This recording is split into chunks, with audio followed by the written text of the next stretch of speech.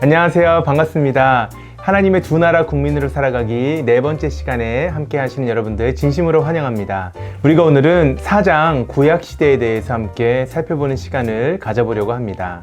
우리가 구약시대 이야기를 통해서 하나님의 두 나라가 어떻게 발전해 나갔는지를 이해해보고 그것을 바탕으로 해서 신약시대에 하나님의 백성이 이 세상을 살아가면서 이 세상의 문화에 참여하는 그 모습을 나그네 같다라고 이야기했을 때 과연 그 의미가 무엇인지를 함께 이해해보는 시간을 가져보려고 합니다. 우리가 사장을 시작하면서 다시 한 번 더 하나님께서 두 나라를 이렇게 세우신다라고 정리해보고 지나가기를 원합니다. 하나님은 두 언약으로 두 나라를 세우신다. 하나님이 노아와 맺으신 언약은 창세기 9장에 나와 있죠. 이것은 일반 나라를 정식으로 세우고 규정하는 것입니다. 그리고 하나님이 아브라함과 맺으신 언약 창세기 15장과 17장에 나와 있습니다. 이 언약은 구속의 나라를 정식으로 세우고 규정한다라고 할 수 있습니다. 자, 이렇게 하나님의 두 언약으로 세워진 두 나라는 오늘 4장을 살펴보게 되면 영적 대립과 문화적 공통성을 가지고 있는 그러한 나라를 우리가 이야기할 수가 있습니다. 우리 책 101페이지를 보시면 영적 대립에 대해서 이렇게 설명하는 부분을 확인할 수가 있어요.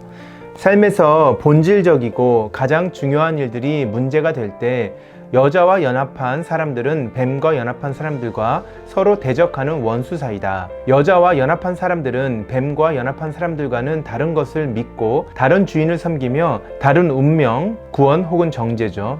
다른 운명으로 향한다. 중간 입장이나 윤리적 중립지대는 결코 존재하지 않는다. 자, 그래서 성경에 기록되고 있는 구속의 나라와 또한 일반의 나라, 구속의 나라는 여자에 속한 나라라고 이야기할 수 있고 일반의 나라는 뱀에 속한 나라라고 이야기할 수 있는데 이 두 나라 사이에는 영적인 대립, 중간 중립이 존재하지 않는 영적인 대립이 존재한다라고 그렇게 책에 설명을 하고 있습니다. 자, 이 두 나라의 또 한 가지 특징은 문화적 공통성입니다. 우리 책 101페이지와 102페이지에 이렇게 기록하고 있습니다. 문화적 공통성이라는 것은 무엇이냐면 인류 전체가 이 세상에서 고통스러운 출산 그리고 고된 노동 또 육체적 죽음이라는 공통된 저주를 받을 것이다.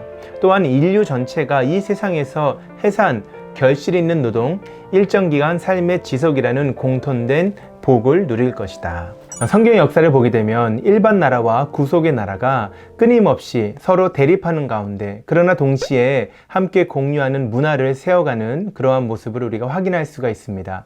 우리 책에서는 일반 나라와 또 구속의 나라에 대해서 이렇게 정리하면서 우리에게 성경을 이해하는 데 도움을 주고 있습니다. 우리 책 104페이지입니다. 일반 나라를 이렇게 이야기할 수 있어요. 일반 나라는 보통의 문화 활동과 관련되며 일반 나라는 인류를 공통으로 포용하며 일반 나라는 자연 질서와 사회 질서의 보존을 보증하며 일반 나라는 한시적으로 세워진다. 여러분, 이러한 일반 나라는 노아 언약을 통하여서 우리에게 그려지고 있다라고 성경이 이야기를 하고 있습니다. 노아 언약을 통하여서 하나님이 이 땅에 존재하는 모든 사람들과 언약을 맺으시는데 이 언약을 통하여서 일반 나라가 한시적으로 지속될 것임을 성경은 우리에게 가르치고 있습니다. 일반 나라에는 네 가지 특징이 있습니다. 첫 번째는 일반 나라는 보통의 문화 활동을 지향하고 있다는 것입니다. 노아 언약을 통해서 우리가 이해할 수 있는 일반 나라에서는 하나님께서 모든 사람에게 특별한 예배 행위라든가 또는 종교적인 헌신을 요구하지 않으신다는 사실을 확인할 수가 있습니다. 그들에게 생육하고 번성하라라는 하나님의 약속의 말씀을 주셨지만 그들 모두에게 하나님을 예배하고 그들 모두에게 종교적인 헌신이 필요하다라고 말씀하지 않으셨다는 것입니다. 다시 말하면 이 세상 모든 사람에게 제사장의 역할을 감당하라고 하나님께서 요구한 적이 없으시다는 사실을 확인할 수가 있는 것이죠. 또한 노아 언약은 공통적으로 모든 사람뿐만 아니라 이 땅에 존재하는 모든 피조물에게까지 흘러가는 언약이라고 이해할 수 있습니다. 땅이 없어지기 전까지 하나님께서 낮과 밤을 주시겠다라고 말씀하시고 여름과 겨울을 주시겠다라고 말씀하시고 때가 되면 열매를 맺게 하시고 때가 되면 거두게 하시는 그 하나님의 자연의 법칙을 모든 인간에게 뿐만 아니라 모든 피조물에게 하나님이 허락하셨다는 사실 또한 확인할 수가 있습니다. 일반 나라의 세 번째 특징은 하나님께서 자연 질서와 사회 질서를 보존하는 데 의미를 두고 계시다는 사실입니다. 일반 나라 전체를 하나님이 구속하시는 것이 아니라 일반 나라를 통하여서 하나님은 그 자연 질서와 이 사회 질서를 보존하시겠다라고 말씀하셨다는 사실을 기억할 필요가 있습니다. 이어지는 네 번째 일반 나라의 특징은 이것이 한시적이라는 것입니다. 이 땅이 있을 때까지라고 이야기하고 있어요. 창세기 8장 21절과 22절입니다. 여호와께서 그 향기를 받으시고 그 중심에 이르시되 내가 다시는 사람으로 말미암아 땅을 저주하지 않으리니 이는 사람의 마음이 계획하는 바가 어려서부터 악함이라. 내가 전에 행한 것 같이 모든 생물을 다시 멸하지 아니하리니 땅이 있을 동안에는 심음과 거둠과 추위와 더위와 여름과 겨울과 낮과 밤이 쉬지 아니하리라. 자, 땅이 있을 동안에 이런 자연 질서, 사회 질서가 유지될 것임을 그렇게 보존하실 것임 하나님께서 약속하셨습니다. 이것이 노아 언약을 통하여서 우리에게 그려지고 있는 일반 나라의 모습이라는 것이에요. 자, 반면에 하나님께서는 아브라함이라는 인물을 통하여서 다시 한 번 더 언약을 맺으시는데 이 아브라함의 언약을 통해서는 구속의 나라가 우리 가운데 제시되고 있습니다.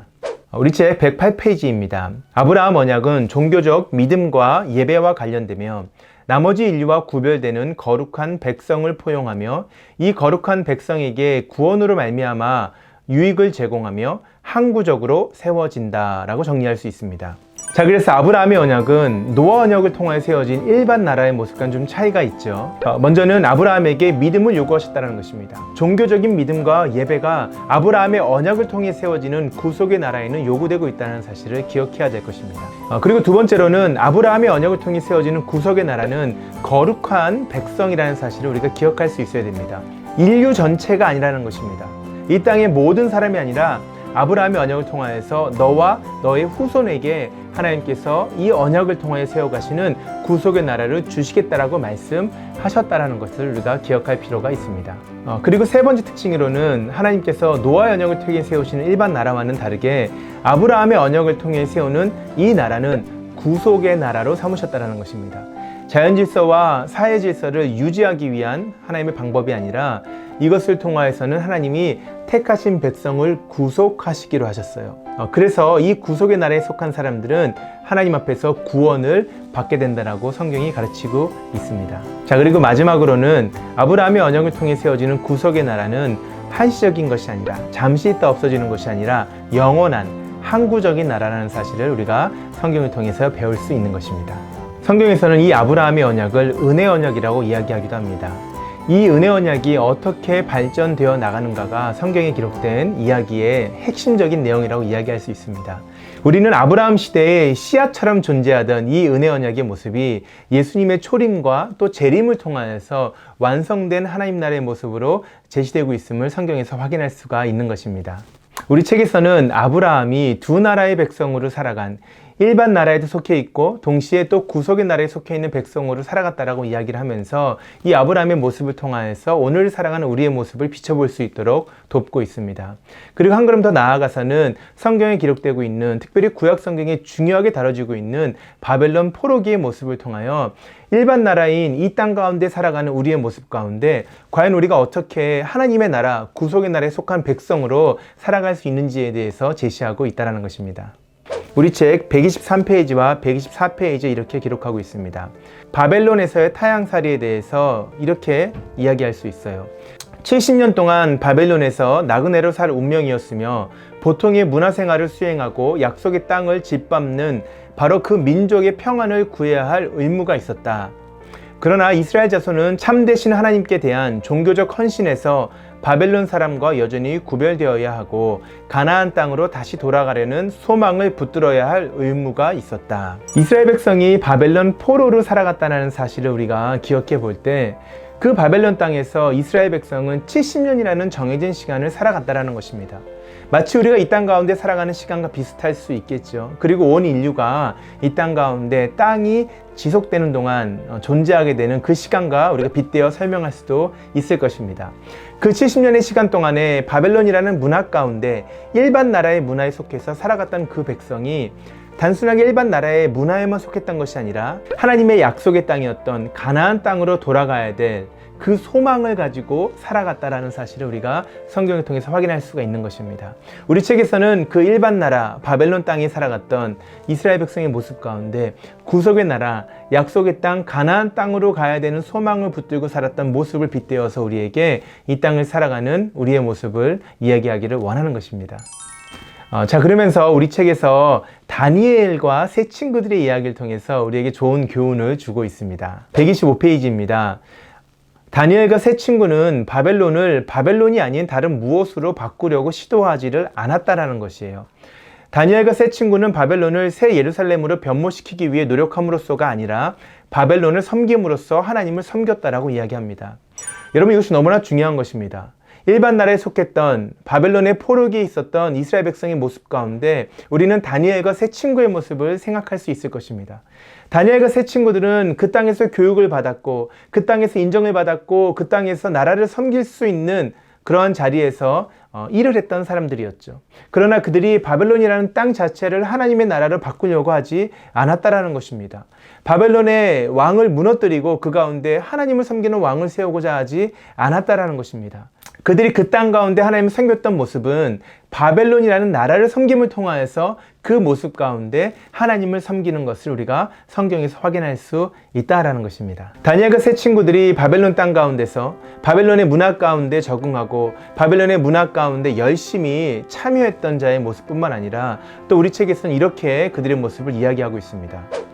비록 다니엘과 다니엘의 세 친구가 바벨론의 사회생활에 깊이 관여하기는 했지만 그들은 하나님께 바치는 더욱 고귀한 충성을 양보하거나 구속의 나라의 시민으로서 가진 소망을 버릴 생각이 없었다라는 것입니다.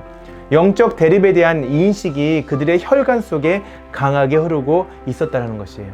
우리가 다니엘의 세 친구들의 모습을 보게 되면 그들이 그 땅 가운데 거하면서 그냥 그 땅에 안주할 자로 살지 않았다는 사실을 우리가 확인할 수가 있죠.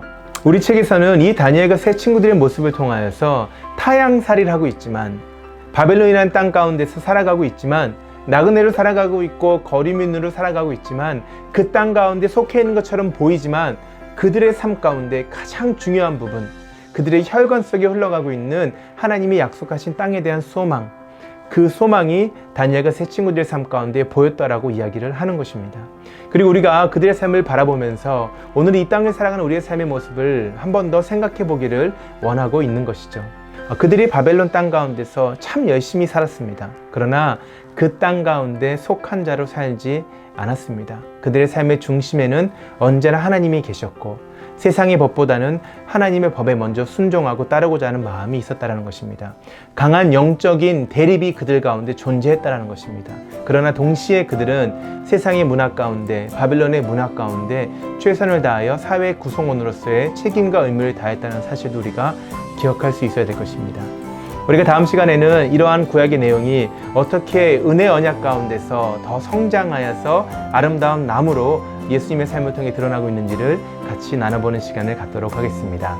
여러분 한 주간 승리하시고 여러분 있는 그 자리에서 하나님 나라의 백성으로서 그러나 이 땅 가운데서 이방인으로서 최선을 다해서 아름다운 열매를 맺어갈 수 있기를 주의 이름으로 축복합니다.